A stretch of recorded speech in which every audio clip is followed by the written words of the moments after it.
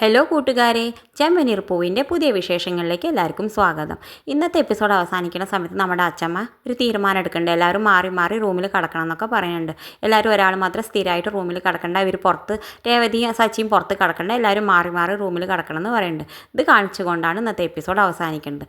പിന്നെ കാണിക്കുന്നത് ഇന്നത്തെ പ്രൊമോയിൽ നമ്മുടെ അച്ഛമ്മ രേവതിയുടെ അടുത്ത് ചെന്നിട്ട് പറയുന്നുണ്ട്, എല്ലാവരെയും പോലെ നിനക്കും ഈ വീട്ടിലെ എല്ലാ അവകാശവും അധികാരവും ഉണ്ട്. നീ ഒരു കാരണവശം താഴേണ്ട ആവശ്യമില്ല. നീ അത് മനസ്സിലാക്കിയിട്ട് വേണം ഈ വീട്ടിൽ കഴിയാൻ, അല്ലാതെ താഴ്ന്നുകൊണ്ട് നടക്കുക ഈ വീട്ടിൽ കഴിയേണ്ട ഒരു ആവശ്യമില്ല എന്നൊക്കെ രേവതിയോട് പറയുന്നുണ്ട്. പിന്നെ കാണിക്കേണ്ടത് നമ്മുടെ രേവതി ഹാളിൽ കടക്ക വിരിക്കുന്നുണ്ട്. അപ്പോൾ സച്ചി വന്ന് ചോദിക്കുന്നുണ്ട്, നീ എന്തിനാ രേവതി ഇന്ന് ഹാളിൽ കടക്ക വിരിക്കണമെന്ന്, നമ്മൾ മുകളിൽ കിടക്കേണ്ട ദിവസമല്ലേ ചോദിക്കുന്നുണ്ട്.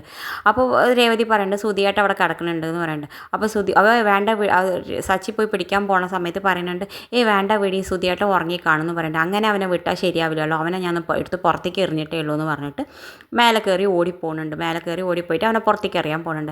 ആ സമയത്ത് നമ്മുടെ വർഷം ശ്രീകാന്ത് അവിടെ നിന്ന് മെല്ലെ കയറി വന്നു. എന്നിട്ട് വർഷം ശ്രീകാന്തിനോട് ചോദിക്കുന്നുണ്ട്, ശരിക്കും സച്ചേട്ട സുധിയേട്ടൻ്റെ അടുത്ത് പുറത്തേക്ക് എറിയോ എന്ന് ചോദിക്കുന്നുണ്ട്. അപ്പോൾ ശ്രീകാന്ത് പറയുന്നുണ്ട്, ചിലപ്പോൾ സുധിയേട്ട ഇറങ്ങിയിട്ടില്ലെങ്കിൽ ചിലപ്പോൾ അങ്ങനെ ചെയ്തു എന്ന് വരും എന്ന് പറയുന്നുണ്ട്. ഇത് കാണിച്ചുകൊണ്ടാണ് ഇന്നത്തെ പ്രൊമോ അവസാനിക്കുന്നത്. ഇതുപോലുള്ള പ്രൊമോ നിങ്ങളുടെ മുന്നിൽ എളുപ്പത്തിലെത്താൻ ഈ ചാനൽ ഒന്ന് സബ്സ്ക്രൈബ് ചെയ്യാൻ മറക്കരുത്.